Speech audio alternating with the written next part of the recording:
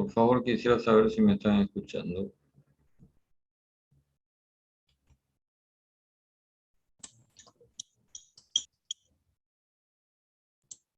Sí se escucha, ingeniero. Buenas tardes. Gracias, buenas tardes.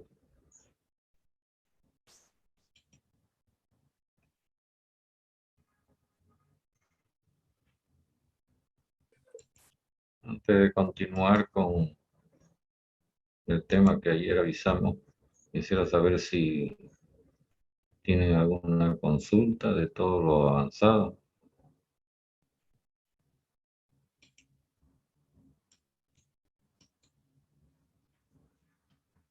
O seguimos nomás, echándole agua al río.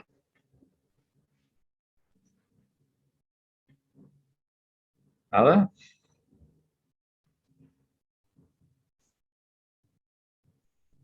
Bien. Entonces, ayer mencionamos de que íbamos a comenzar a revisar cada uno de los componentes del sistema de refrigeración por compresión. Y el primero en la lista es el corazón de la instalación, es decir, el compresor.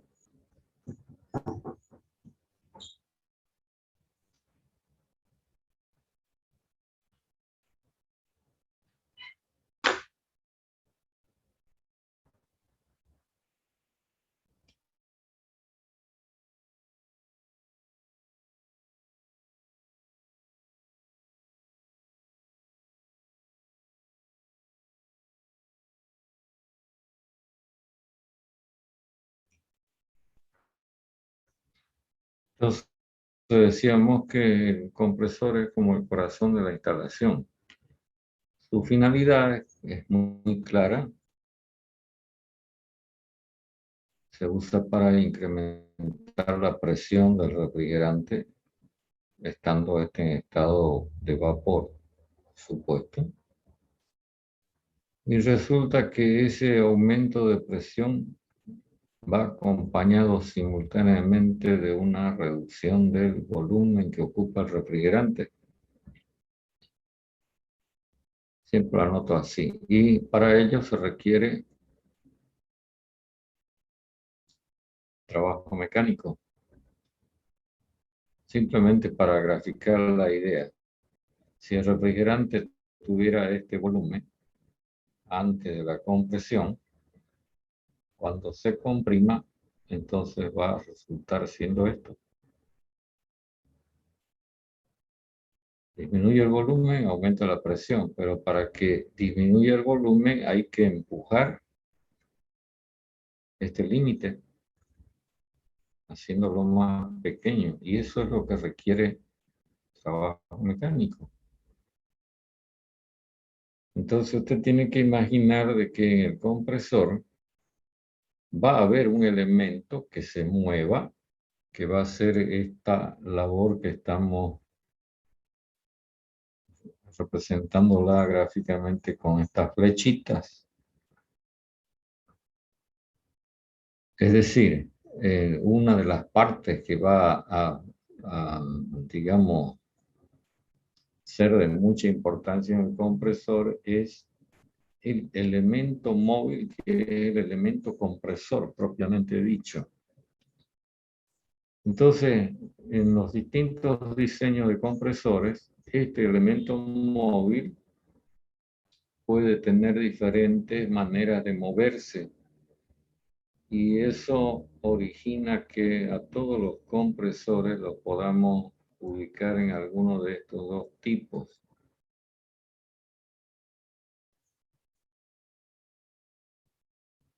Compresor alternativo o compresor rotativo. En el segundo caso, digamos, está clara, ¿no?, la palabra en cuanto a lo que indica. Estamos hablando de un movimiento de rotación, es decir, un movimiento así. En cambio, en el alternativo, para más claridad, debemos mencionar que en realidad este compresor alternativo no es otra cosa que un compresor basado en ese dispositivo que usted conoció en termodinámica, que está constituido por un cilindro y un pistón. Entonces, ¿cuál es el elemento móvil en este caso? Pregunto.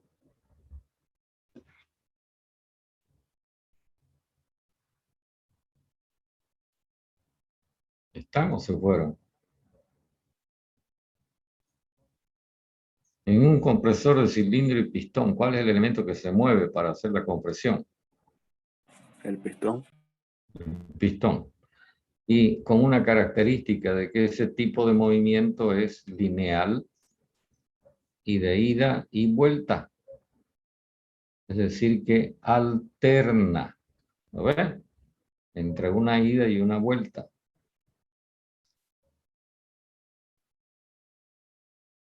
De todos estos compresores, este compresor de cilindro y pistón es el más divulgado por distintas razones. Los compresores rotativos son menos frecuentes en las aplicaciones y enseguida vamos a dar una idea más cabal acerca de cuándo nos vamos a encontrar con un compresor de cilindro y pistón y cuándo vamos a tener la presencia de un compresor rotativo. Fíjense que cuando el pistón hace este tipo de movimiento, lo estoy remarcando acá a la derecha, significa que el pistón se va a mover dentro de este recorrido, que justamente es una característica constructiva de la máquina y se llama carrera del pistón. Carrera del pistón. Y lo interesante de esto es que acá, en este lugar, el centro de la ida y la vuelta, la velocidad del pistón, ¿cuánto es? Si va a cambiar el sentido del movimiento.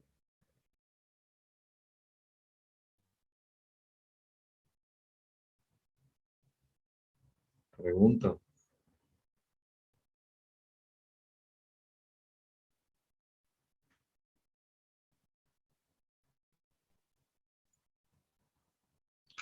Si usted está caminando en un sentido y quiere volver en sentido exactamente opuesto, usted tiene que pararse, ¿no es verdad?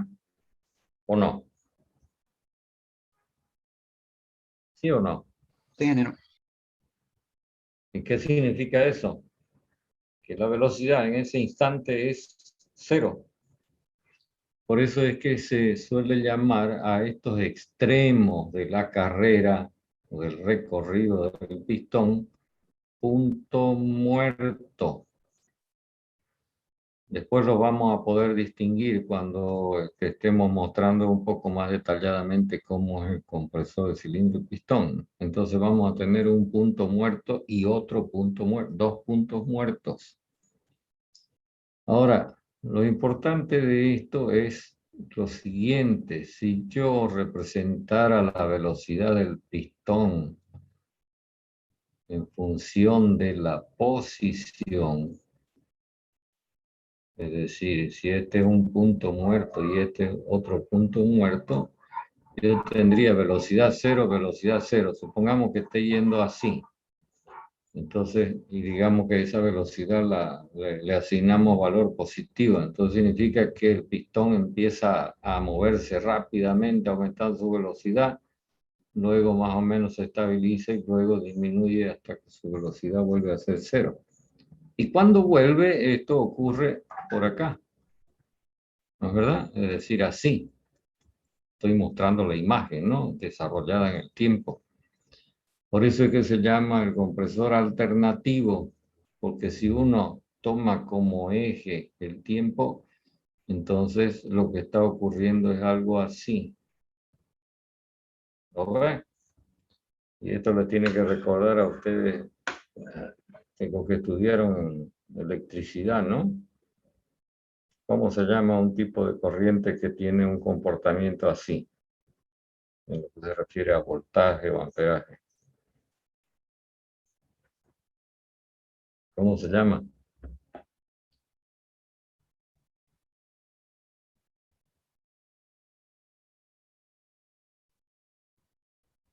No logro que me acompañe en la cosa. Se llama corriente alterna. Bueno, este acontecimiento que estamos mostrando en la gráfica significa que mientras más rapidez le exija al compresor, es decir, quiera que funcione más rápidamente haciendo su oficio de comprimir, este cambio de velocidad que estamos mostrando acá y este cambio de velocidad, el uno positivo y el otro negativo, van a ser tremendamente grandes. ¿Y cómo se llama el cambio de velocidad en el tiempo?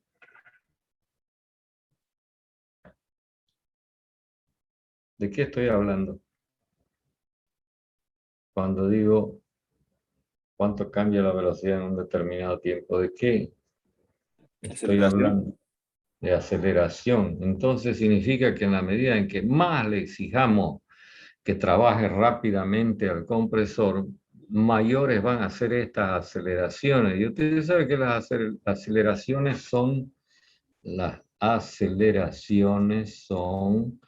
proporcionales a fuerzas, ¿no?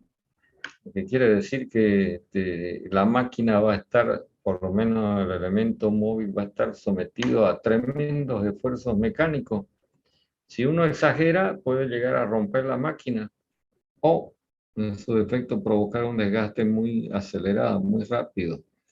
Por eso es que este tipo de compresores van a tener una cierta limitación en lo que respecta a la velocidad con la que funcionan. Eso por una parte. Distinta a la situación de los compresores rotativos, en donde el movimiento es circular, pero en un solo sentido. No hay ese vaivén, no hay esa alternancia.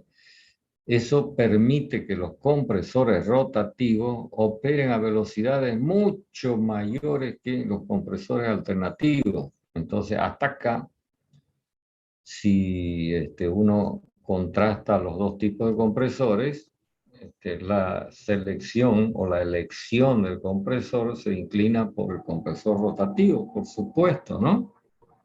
Sin embargo, hay otro factor que es también de suma importancia, que se refiere a un parámetro que antes ya lo simbolizamos con la letra R, que lo definimos en su momento así. A ver, alguien que me diga qué es lo que estoy escribiendo. Y tienen que saberlo porque ya nos estamos acercando al examen.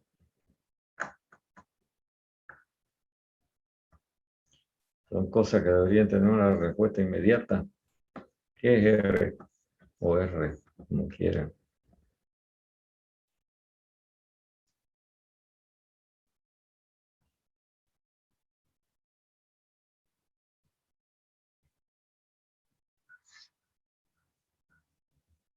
Estoy esperando alguna respuesta, aunque sea mentira.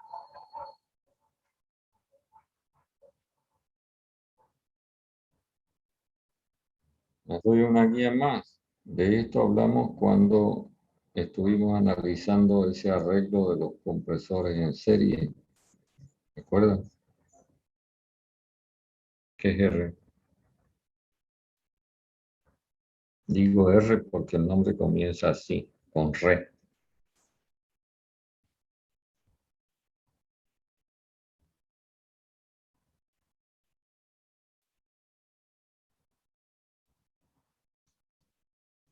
Pregunto al público que parece que está dormido. Rendimiento. No.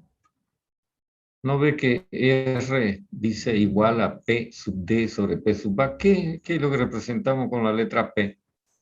Y lo tiene ahí arriba.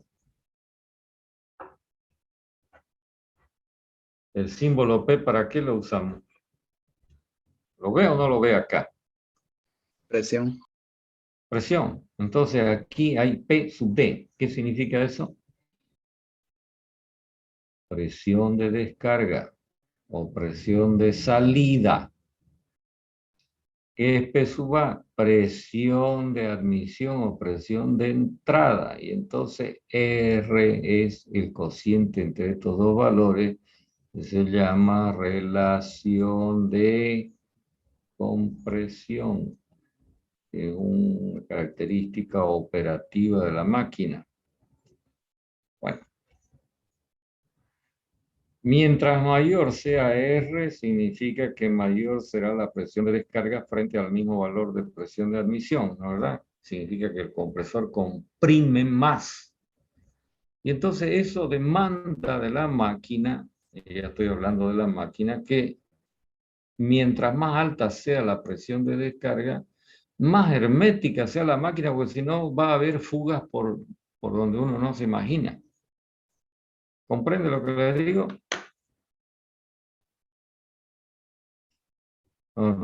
Es decir, si yo estoy comprimiendo, fíjese en las flechitas que estoy poniendo y por ahí aflojo en alguna parte, entonces se me produce esto, ¿cierto?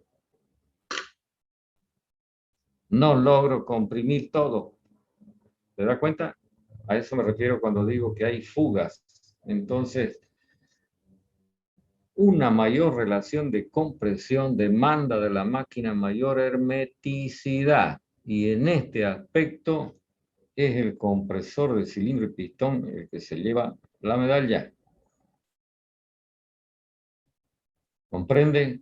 Entonces, significa que hay una limitación para los compresores rotativos en el sentido de que no pueden trabajar con muy altas relaciones de compresión. Bueno, frente a estas distintas ventajas y o desventajas que tienen los compresores, de todas maneras resulta que el compresor alternativo es el más conocido, el más usado, y entonces, y que tiene ciertas características muy particulares que merecen un análisis más minucioso desde el punto de vista termodinámico que en el caso de los compresores rotativos. Entonces, vamos a conversar más detenidamente sobre los compresores de cilindro y pistón, y sobre los otros compresores yo le recomiendo que usted se gaste un poco de tiempo mirando el Stoker. Ya si tuviera alguna cosa que quiera preguntar, pues la hace conocer y tratamos de aclarar si es que hace falta. Pregunta sobre todo lo que estoy diciendo.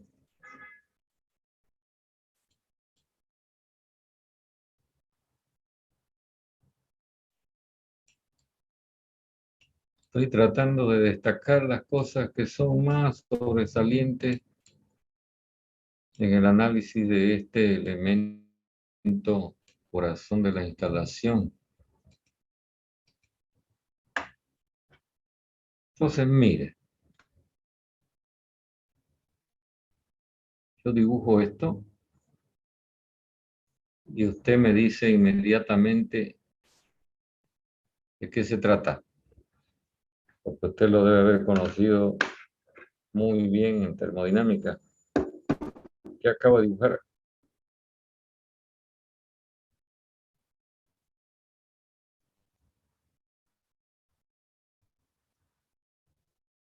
Pues normalmente en termodinámica se dibuja al revés, ¿no? Pero ahora lo estamos dibujando así, que no cambie la cosa. ¿De qué Un se pistón. trata? Claro, un cilindro y su pistón. Entonces, usted tiene el cilindro cerrado por arriba, abierto por abajo, y tiene el pistón, esto que estoy marcando ahora, que está dentro del cilindro. Y entonces, para que esto se convierta en un compresor de cilindro y pistón, hay que permitir que ingrese fluido al aparato y que una vez comprimido salga. Para eso se dispone en esta parte donde está la tapa, de lo que se llaman las válvulas de admisión y válvulas de descarga. Entonces, por acá en su momento va a ingresar el fluido a comprimir y por acá va a salir el fluido comprimido.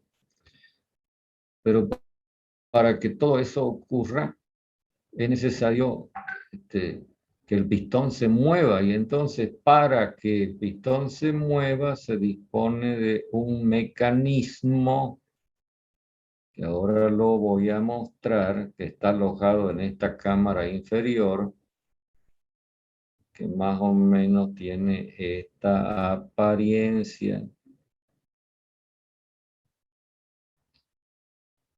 Ve, este es un brazo que conecta a este elemento, este eje que gira con el pistón. Le voy a poner nombre para que usted lo conozca. De todas maneras, si alguien sabe algo de motores, se va a dar cuenta de que estos elementos también aparecen en los motores de auto, por ejemplo. Este brazo, que es un brazo articulado, porque puede moverse así o así, cuando gira el eje principal de la máquina, te permite que el pistón tenga un movimiento de vaivén como consecuencia de que este sitio de articulación sigue esta trayectoria cuando el eje gira. ¿Lo ves? Entonces la biela sube y baja. ¿Entienden lo que estoy diciendo o no? Este eje principal se conoce con el nombre de, clásicamente, de cigüeñal. Y esta parte del compresor, donde está alojado este mecanismo de cigüeñal con biela, se suele denominar cárter. Y vuelvo a recalcar, esto es muy similar a lo que se tiene en los motores. Y es aquí donde está el cárter que se coloca aceite lubricante para facilitar el movimiento de las piezas que en realidad están rozando entre sí.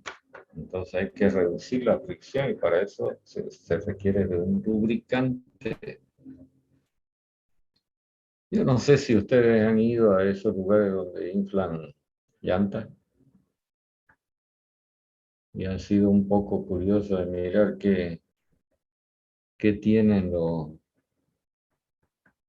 la gente que se dedica a este oficio.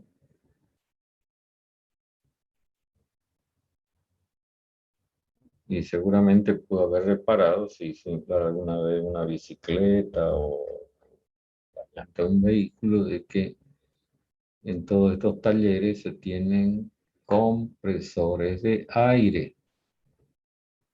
No es el caso que estamos analizando porque el fluido en ese caso es aire, pero acá estamos analizando como fluido al refrigerante.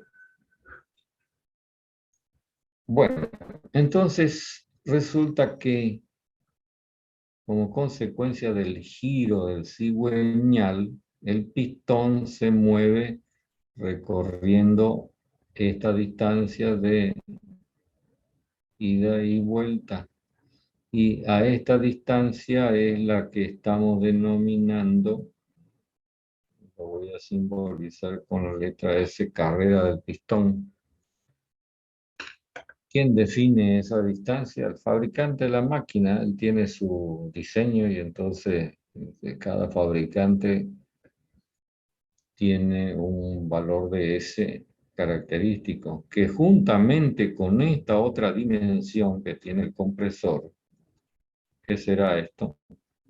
Que lo llamo phi.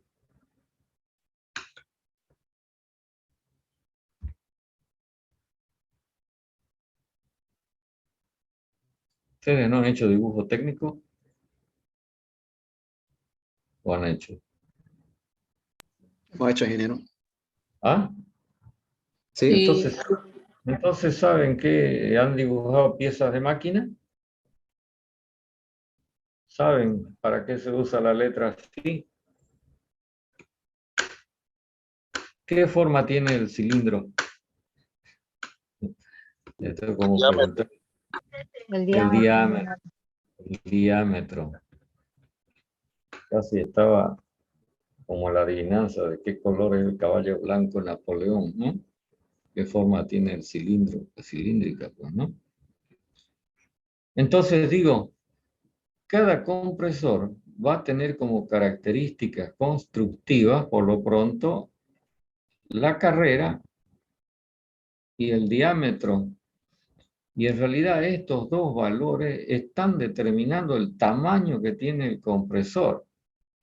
Entonces, cuando yo determine las características del sistema de refrigeración, a partir de la información que tenga disponible, voy a poder decir qué tamaño debe tener el compresor y lo puedo seleccionar para incorporarlo en la instalación.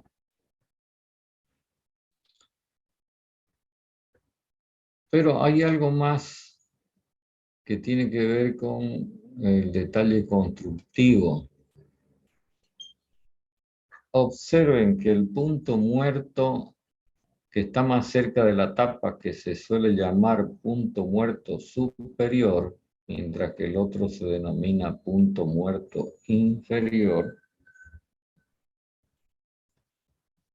deja entre esta posición y la tapa este espacio como holgura. A este espacio que es obligatorio dejarlo porque si no el pistón podría chocar con la tapa, se lo conoce con el nombre de espacio nocivo y su tamaño también es definido por el fabricante. Él sabrá cuánto de holgura le tiene que dejar a su compresor para evitar de que vaya a tener algún accidente. Este espacio nocivo no existe en las máquinas rotativas, por si acaso. Entonces eso hace un poquito más complejo el análisis de cómo funciona termodinámicamente hablando la máquina. A ver, hasta acá, luego de la descripción que he hecho, quisiera saber si tienen alguna pregunta.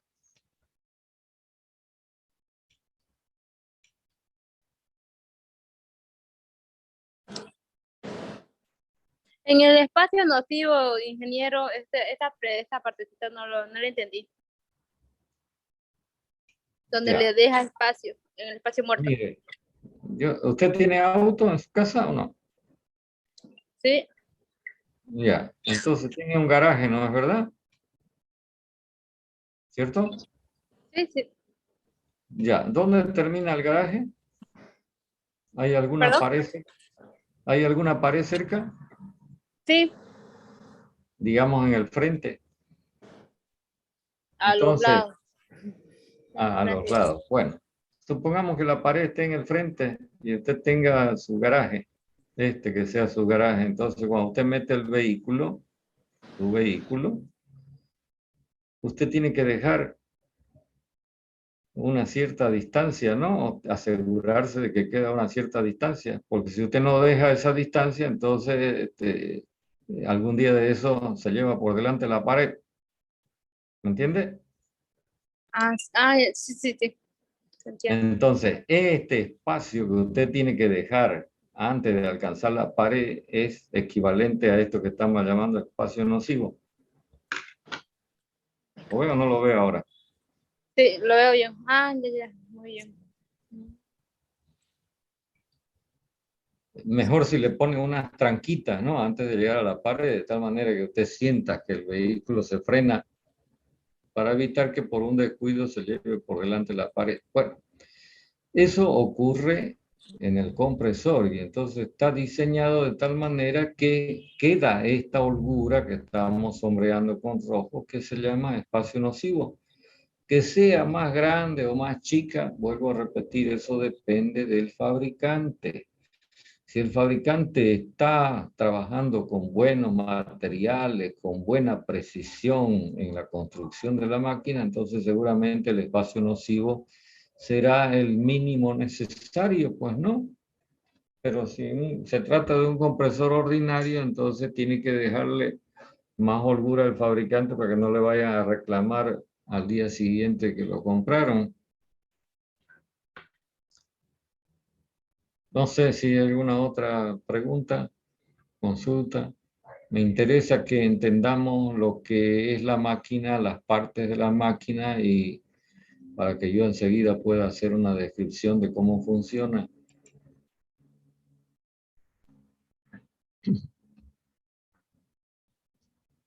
Entonces, vamos a titular operación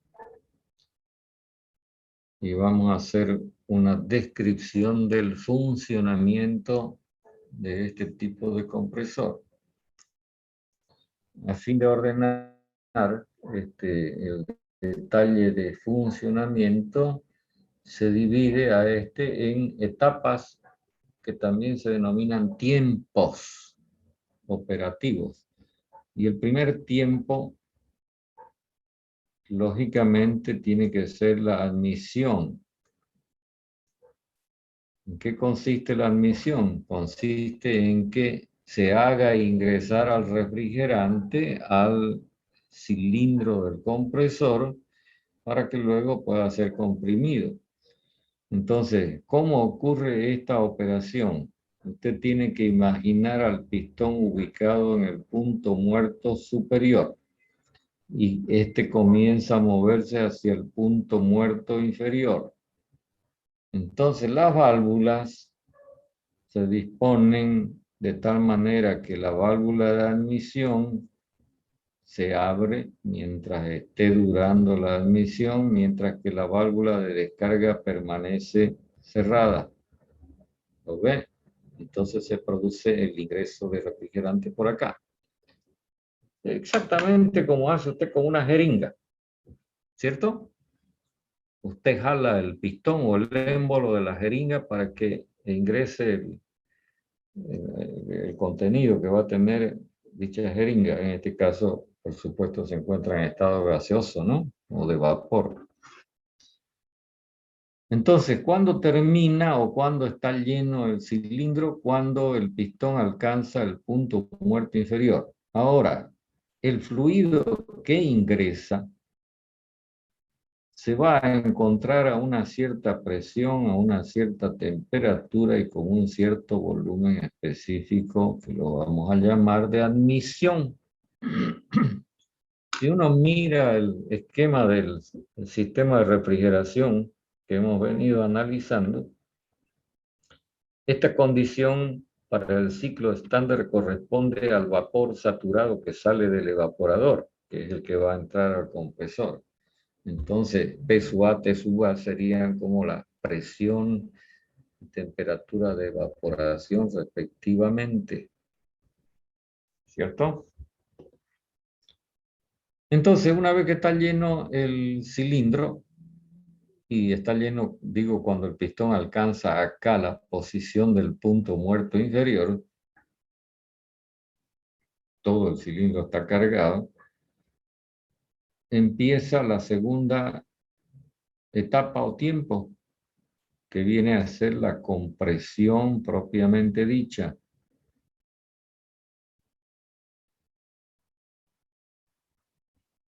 Para eso el pistón tiene que comenzar a moverse desde el punto muerto inferior hacia el punto muerto superior. La válvula de admisión se cierra y la válvula de descarga aún permanece cerrada. Se da cuenta, lo que está ocurriendo es que ahora el refrigerante queda encerrado en el cilindro y pistón. Y entonces cuando el pistón avanza hacia arriba, su volumen va disminuyendo y por supuesto su presión va en aumento desde el valor P sub A hacia un valor que lo vamos a identificar como presión de descarga. Y está diseñada la máquina de tal manera que antes de que el pistón alcance el punto muerto superior, la presión dentro del cilindro alcanza este valor. ¿Comprende lo que digo? Supongamos que el pistón se hubiera movido hasta esta posición. Mire el dibujo. Entonces, cuando ya el pistón está en esta posición, aquí adentro la presión, se alcanzó la presión de descarga. ¿Está claro lo que estoy diciendo o no?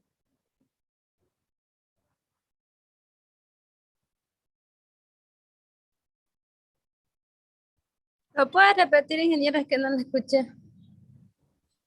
Ay, disculpa. Para que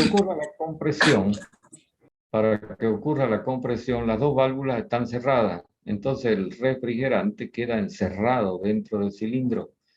Cuando el pistón se mueva así, arriba, hacia el punto muerto superior, la presión va a ir aumentando porque el volumen va disminuyendo. Y antes de que se alcance esta posición, por eso marqué esta acá, ya la presión aquí adentro del cilindro alcanzó el valor de descarga.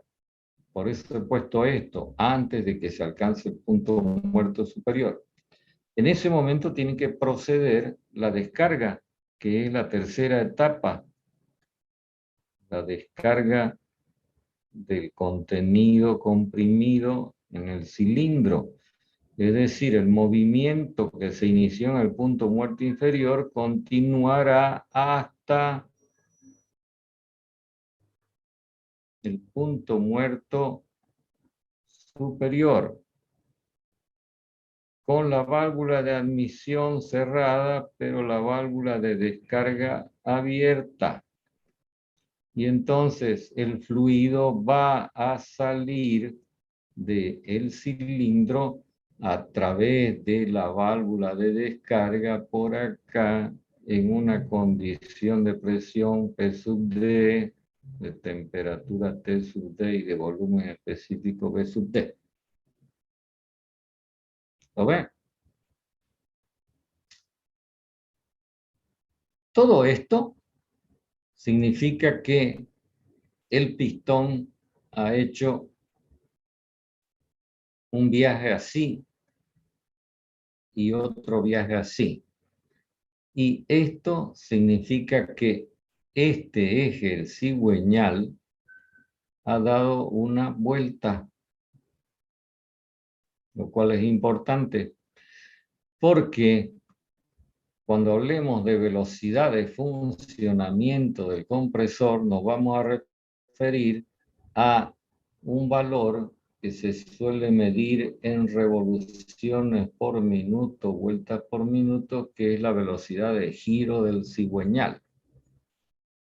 Entonces, con una ida y una vuelta del pistón, se han ejecutado los tres tiempos. A esa secuencia de operaciones es lo que llamamos un ciclo del compresor, que en realidad es un ciclo mecánico. ¿Está claro? Bueno, vamos a tener que dejarlo acá porque enseguida se corta la charla. Revisen esto y si hay alguna duda, el próximo día tratamos de aclararla. ¿Listo? Listo, ingeniero. Gracias. Listo, gracias, ingeniero. De todas maneras, pues,